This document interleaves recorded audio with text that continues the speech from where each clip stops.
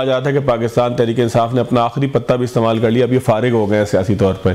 تو کیا سیاسی طور پر وہ فارغ ہوئے تھے یا انہوں نے مذاکرات ٹیبل پر حکومت کو لانے کے لیے مجبور کرنا یہ سب کچھ 26 نومبر کے احتجاج سے حاصل کیا؟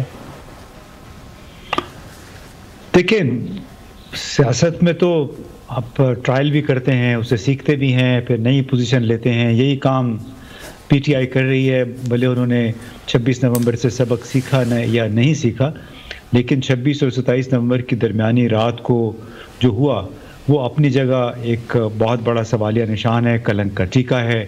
یہاں سے جتنی سفارتکاروں نے اپنے دارالحکومتوں میں رپورٹیں بھیجی ہیں، اس کے مطابق یہاں لائیو ایمونیشن استعمال کیا گیا، فائرنگ ہوئی. اب کتنے لوگ اس میں مارے گئے یہ ہمیں نہیں معلوم ہے. لیکن اگر کوئی یہ کہتا ہے کہ یہ کوئی آخری پتہ تھا ایک ایسی جماعت کا جس کی اس وقت پارلیمنٹ میں سب سے زیادہ سیٹیں ہیں اور جنہیں ابھی کئی سیٹوں سے محروم رکھا گیا ہے، تو یہ بڑی ایک بھول پن کی سی بات ہے. بہرحال ایک اچھی بات ہے کہ اگر مذاکرات پہ دونوں طرف سے آمادگی کا اظہار کیا گیا ہے، لیکن ہمیں یہ بھی ذہن میں رکھنا چاہیے کہ مذاکرات پہ آمادگی کوئی شہباز شریف صاحب نے اپنی مرضی سے نہیں دی، نہیں ان کا اختیار ہے. سینیٹر عرفان صدیقی صاحب نے تو بڑا واضح طور پہ کہہ دیا کہ ہم سے وہ سوال کریں، وہ جواب مانگیں جس کا ہمارے پاس اختیار ہو.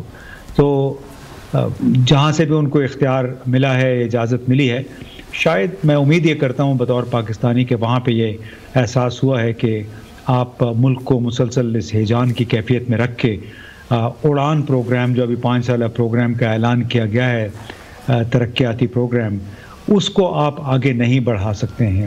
جب تک عوام کی اکثریت اور ریاستی اداروں کے درمیان اعتماد کا رشتہ بحال نہیں ہوتا، اس وقت تک آپ اپنے ترقیاتی اہداف آسانی سے حاصل نہیں کر پائیں گے. تو اگر ایسا یہ احساس پیدا ہوا ہے راولپنڈی میں، تو ہم سب کو اس بات کو خوش آمدید کہنا چاہیے.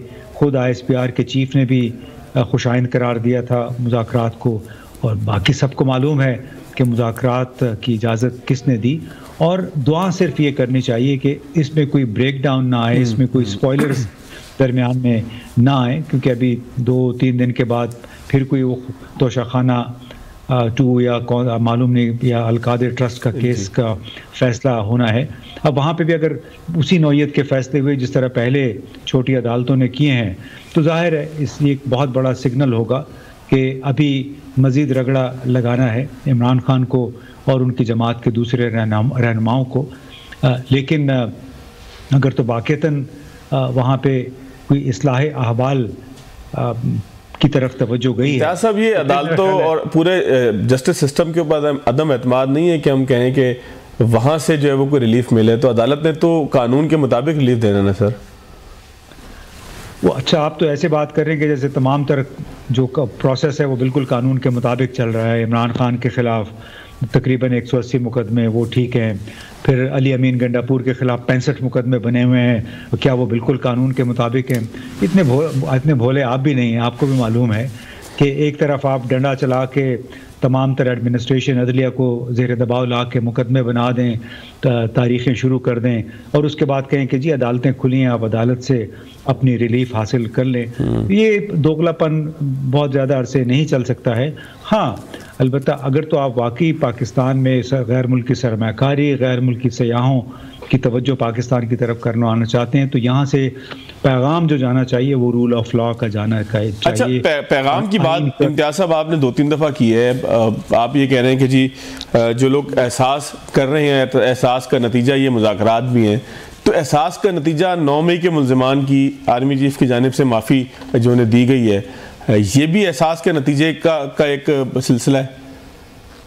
اچھا، وہ میرے خیال ہے آپ کے ذہن میں نہیں ہے، تو سب لوگوں کو معلوم ہے کہ جیل میں جب آپ ہوتے ہیں تو آپ کا دن رات جو ہے وہ 2 کاؤنٹ ہوتا ہے. ٹھیک ہے، تو جو لوگ اب 1.5 سال سے جیلوں میں تھے ان کو، وہ تو اپنے 3 سال سے زیادہ اپنی سزائیں پوری کر چکے تھے، لہٰذا جن کو 2 سال 2.5 سال کی سزا ملی یہ تو وہ لوگ تھے، اور وہ بھی بڑے متنازع حالات میں میرا خیال ہے ان کو رہائی ملی ہے کہ جی معافی نامے حاصل کیے گئے ہیں. باہر تو آ کے وہ عمران خانی کے نعرے لگا رہے تھے. تو اس سے قطع نظر کہ وہ ایک حقیقت ہے کہ دن رات چونکہ 2 दिन काउंट होते हैं, लिहाजा इन लोगों को रिहाई मिल गई है। अच्छी बात है कि अगर इस सिर्फ हमदर्दाना बुनियादों पे उनको रिहाई मिली है। अच्छी बात होगी अगर मज़ीद लोगों को भी इसी बुनियाद पर रिहाई मिले, इनके ख़िलाफ़ जो जाली केस थे, मुतनाज़ केस थे, वो ख़त्म हो जाएं, जितने भी असीर हैं सियासी उनको रिहा कर दिया जाए, तो मेरा ख्याल है इन मुज़ाकरात की नाकामी का कोई सवाल ही नहीं पैदा होता। ठीक हो गया।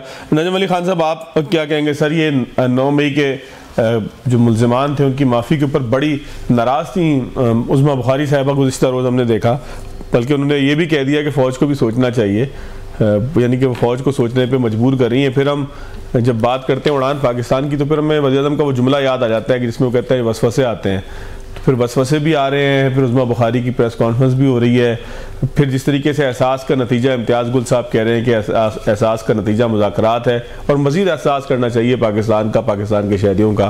तो सर, ये सारी चीज़ों को मिला के अगर आप देखें तो इसमें किसके लिए ख़तरा आपको महसूस हो रहा है, किसकी फुटिंग कमज़ोर पड़ रही है? सर, किसी के लिए भी ख़तरा महसूस नहीं हो रहा, हर कोई अपनी अपनी जगह पर मौजूद है और अपनी अपनी सियासत करता रहेगा। लेकिन एक चीज़ मैं क्लियर करता जाऊं कि ये जो दहशत गर्दी के मामलात होते हैं या आर्मी एक्ट के तहत सज़ाएँ होती हैं, इनमें ना दिन रात को अलग अलग काउंट किया जाता है और ना ही ईद शब बरात पर जो माफ़ी मिलती है वो इस पर एप्लीकेबल होती है। इस पर सिर्फ एक माफ़ी एप्लीकेबल होती है जो आर्मी चीफ़ की तरफ से आप रिक्वेस्ट करते हैं, पिटिशन आप दायर करते हैं और फिर इसके बाद अगले आपके पास हाई कोर्ट और सुप्रीम कोर्ट के फॉरम होते हैं। तो लिहाजा जो रिलैक्सेशन मिली है, जो रियायत मिली है, वो तो वाकई मिली है और वो रहम का मुजाहरा हुआ है। ये तो एक बात हो गई। और दूसरी बात, मैं आपको एक ख़बर दे दूं और इस हवाले से आज ही वाज़िया बहुत सारे जगहों से, अहम जगहों से, वो ये है कि वैसे मुझे मालूम है आप एक अहम जगह से आ रहे हैं नजम साहब, इसलिए आपकी खबर बड़ी अहम है। जी, खबर ये है फवाद साहब कि मुज़ाकरात अपनी जगह पर हैं और जराइम अपनी जगह पर हैं और जहाँ तक बात है इसको मिला दिया जाए रहम के मामलात को कि लोगों को, बच्चों को रिहा किया जा रहा है, तो वो ये समझ कर रिहा किया जा रहा है कि इनको गुमराह किया गया था, इनकी जहन साजी की गई थी और ख़्याल ये है कि जो 9 मई के वाक़यात हैं उसके असल मंसूबा साज को नहीं छोड़ना, उसको माफ़ी नहीं मिलेगी और ये चीज़ बिल्कुल वाज़ेह है। तो इसके बाद कोई मुज़ाकरात में आना चाहता है तो ज़रूर आए, नहीं आना चाहता ना आए, क्योंकि मुज़ाकरात के हवाले से ये कहा जा रहा है कि मुज़ाकरात सिर्फ इस सोच के तहत हैं और ये सियासी हुकूमत का एक इस्तेहकाक है कि सियासी लोग सियासी लोगों से बातें करें, उनसे मुज़ाकरात करें, उनसे मुआहदे करें। लेकिन जहाँ तक मामलात है कि कोई जराइम की इसमें से माफ़ी मिल जाएगी या इसके ज़रिए हो जाएगा, इवन अगर आप जुडिशल कमीशन के क़याम की बात करें तो उसके लिए भी हमें आइन और कानून की तरफ रजू करना पड़ेगा कि क्या आइन और कानून ऐसे मामलात में जुडिशल कमीशन की राह हमवार करते हैं या नहीं करते। तो मेरा नहीं ख्याल कि इसकी बुनियाद पे ये ये समझें कि पाकिस्तान तहरीक इंसाफ को अगर हुकूमत बातचीत करने पर आमादा होगी है तो कोई बहुत बड़ी कामयाबी मिल गई है। मैं फिर कह रहा हूँ, लेकिन पॉजिटिव तो लेना चाहिए ना नजम भाई इसको। की सियासत, जी मैं खुद चाहता हूँ कि पाकिस्तान से इंतशार की सियासत ख़त्म हो, हम एक रूटीन की तरफ जाएं, हम एक ऐसे पाकिस्तान की तरफ जाएं जहाँ हम एक दूसरे का मैंडेट जो है, सियासी जमातें एक दूसरे का मैंडेट तस्लीम करें। अगर कोई उड़ान पाकिस्तान या कोई भी मंसूबा शुरू करता है तो दूसरा फरीक ये ना कहे कि हम इस मंसूबे को सबताज कर देंगे, हम सिविल नाफरमानी करेंगे। वजह यह कि पाकिस्तान तो हम सब का है, अगर यहाँ की रेमिटेंसिस तो सब की हैं। और दूसरी बात देखें, हमें बहुत सारी चीज़ों को मुतनाज़ा ना बनाने की ज़रूरत है फवाद साहब। जैसे पाकिस्तान की फ़ौज अगर सरहद पर खड़ी होकर दहशत गर्दों का रास्ता रोकती है तो क्या वो ये पूछ कर रोकती है कि ऐ दहशत गर्दो, तुम मुस्लिम लीग नून वालों को कत्ल करने जा रहे हो तो मत जाओ, तुम पीटीआई वालों को कत्ल करने जा रहे हो तो चले जाओ, तुम पीपल्स पार्टी वालों को कत्ल करने जा रहे हो तो मत जाओ, तुम जेयूआई वालों को कत्ल करने जा रहे हो तो चले जाओ। नहीं, हमारे भाई, हमारे बेटे इससे हटकर अपनी जानों की कुर्बानियां पेश करते हैं पूरी कौम के लिए। देखें, पाकिस्तान की मईशत हो, پاکستان کی فوج ہو، پاکستان کا ایٹمی پروگرام ہو جس پر اس وقت امریکہ کی نظریں لگی ہوئی ہیں، ان سب پر تو، اور کشمیر کا معاملہ ہو، ہم سب کو متحد ہونا چاہیے. ہمیں یہ نہیں کہنا چاہیے کہ اگر ہم سے بات نہ کی گئی تو اس کے نتیجے میں اڑان پاکستان نہیں ہو سکے گا. سر اڑان پاکستان تو ہوگا.